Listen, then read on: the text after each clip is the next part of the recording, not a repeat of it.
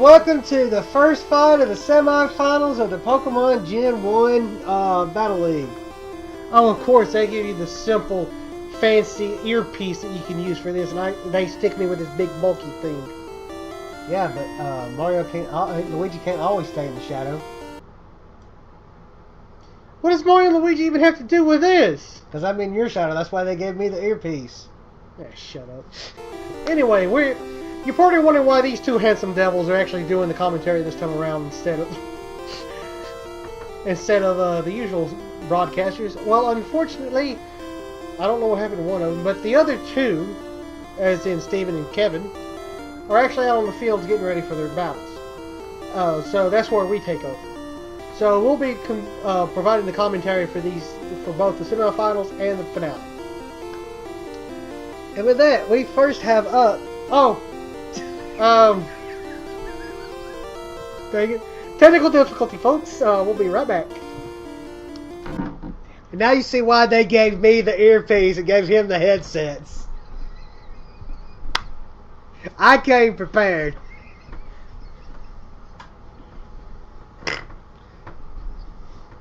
You know that's staying in now.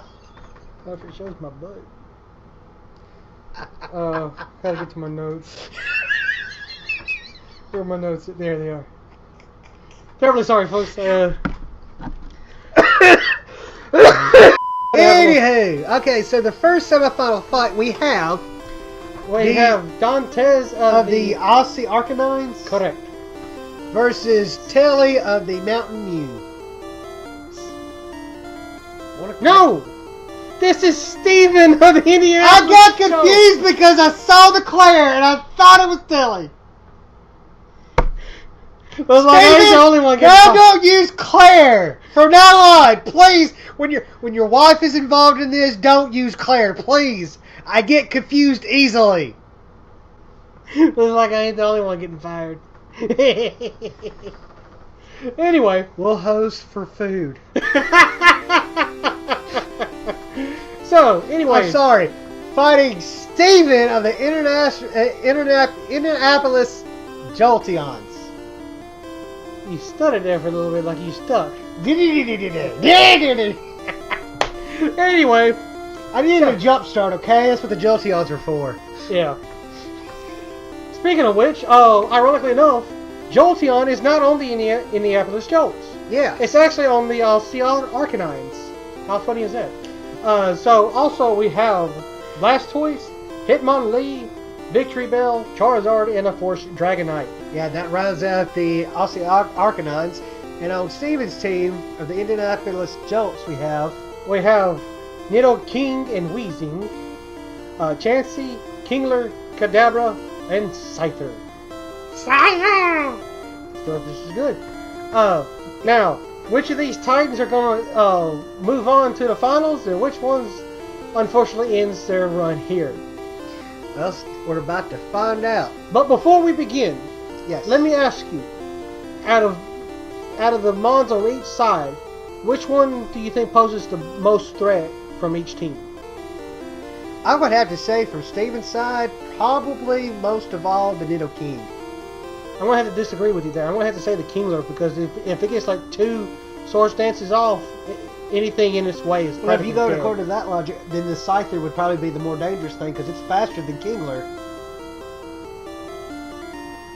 It's faster with it being faster, it'll more likely get critical hits. This is also true. Yeah. That's a fair point.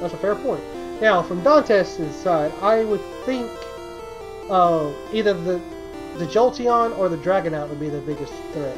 Yeah, because the Dragonite, it's bulky. Yeah. It's got good defense and special defense. And it's got a lot of resistances. Yeah, the main thing that can take it out is an ice type attack. Which is also commonly known to be on Nidoking. Yes. Or in the both King and Queen. Yes. It's commonly a red move. Yeah, so that could be problematic for Dontez's team. Yes.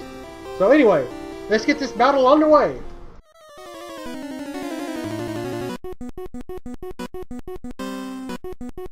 And starting off, we got Jolteon versus Kadabra. The Magic Spoon. And Kadabra flees, but the pin missile missed. Oh my goodness, that's now not Charizard good. comes out. Oh, the rock slide nearly takes it out in one shot. I understand what he was doing, but it was not a good idea to lead with the fire flying. Yes, it probably would have been better to leave it out with the Knight. Yes. Now, ooh, doing some slight meditation. Oh, with that critical hit from the blizzard. Oh, and they're frozen. Oh, you hate to see that. Oh, gosh. And see, being frozen in Gen 1 was probably the worst thing pretty to much happen. It's pretty much it's curtain call.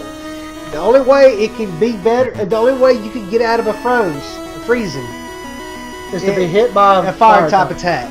It changes in later gens where it has a chance to thaw out. Yeah. Sorry, we just... And kaboom from the... COVID-19 almost takes out Leafy Boy, but not too good. But Chansey finishes the job. But the baby mama can take it out like she was trying to get... child support. Yes, thank you. I went blank there. Oh! And then gets paralyzed by the baby mama. He was shocked about the and money he had to pay. And the Dragonite is trying to speed up to overcome the paralysis and trying to get better hits with. But keep getting fully paralyzed with each attack.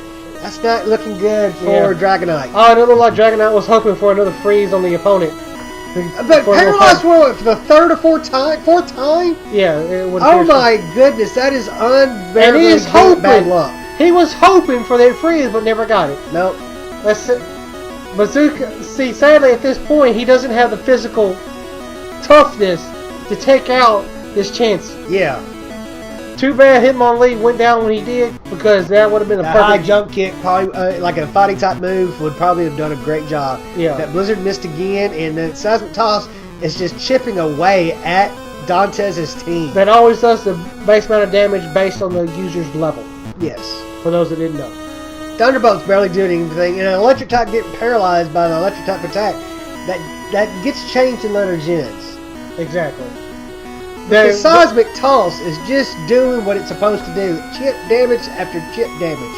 It's like you're holding block in a Street Fighter game. Exactly. And then there goes the battle. So round one goes to Steven of the Indianapolis Jolts. About said Steven of the Baby Mamas. No, this Baby Mama is part of the team. Yes. Alright. But with the way she ran that battle, you think she was in control of the team. Well, you know what well, I'm not going to go there with that. Anyway.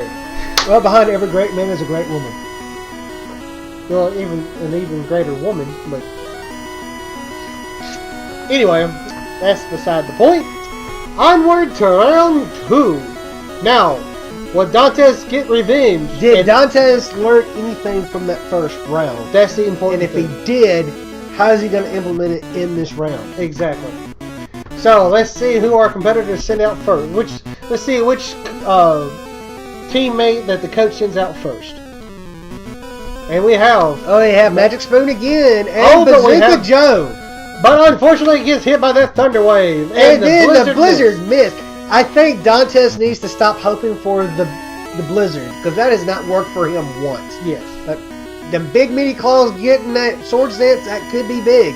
It could be very big, especially with that... Body Slam takes over half damage. And there goes Leafy Boy. Wipes it out. Leafy Boy withers to death. Yeah, withers away. Good stuff, Steven, for predicting the Thunder Wave there. But good back on predicting that earthquake. Oh, great. Here we go with Baby Mama. So let's see what she can do this time. There's the size of the toss. Just tick, tick, tick, tocking away. Tick, tock, tick, tock, tick, tock. Oh! Just fully paralyzed again. Dontez is just fighting an uphill battle. Exactly. He's like that. He's that kept pushing the boulder up the hill. Yeah. I cannot think of his name at the moment. Oh, well. He's trying to push a Rock Lee up the hill. Yes. Oh, the high jump kick takes out Baby Mama, and he's then the second just takes him right back out. Hitmonlee. He said, you're going to have to drop down a peg or two. Exactly. And then the full paralysis. The paralysis is just eating away at Dontez. I mean, had he had a ground type on his team, he could have negated that just a little bit. Yes. But sadly, though, with the fact that there's no... Oh, but Hyper Beam takes out a good chunk, but then again, he's a special glass cannon. Exactly. But Blizzard did a massive amount of damage just then. And unfortunately, so did Blizzard. But too little, too late. And here we're going to see another Kaboom. No, not yet. Kaboom! And that unfortunately takes out Jolteon. Yes. Now this is a terrible uphill battle. Yeah, because Charizard at this point. He's got two. He's not. Well, he's I'm fighting a very uphill battle because he's very disadvantaged in type. Now, at least that Sonic, that Hyper Beam did help increase his odds, but with Scyther being faster than Charizard, there was no chance. As soon as Scyther came out, Charizard was done. Yeah, exactly. So the first semifinal fight goes to Steven. Now, don't get me wrong though. Dontez did fight him and his team fought tooth and nail to come back and beat Steven. But luck was just not on his side. I mean, granted, he ended with 2 of his mons left. So that shows how much he did learn some stuff from the first round. But unfortunately, he gritted his teeth, planted his feet, but apparently it wasn't enough of a grip to stay grounded to push forward. Right. So it just unfortunately did not work out for the Aussie Arcanines. But Dontez, But hopefully in the next season they will come back better and stronger than ever. Exactly. Dontez, wonderful Our hats off to you. You did your best. Be proud. That's going to do it for this one. Tune in for the next episode where we take on the other side of the semifinals, in which we have Kevin versus his sister-in-law Teli. Exactly. Of the Mountain Mews. Oh well. And the Chicago. Well, the Chicago Cubchews take on the Mountain Mews. Yeah, you didn't even bother with it. I know. I jumped ahead. Anyway, so that's going to do it for this time. See you, Poke fans and Poke trainers. Pokemaniacs and whatever's in between. Exactly. Adios, everyone. Goodbye.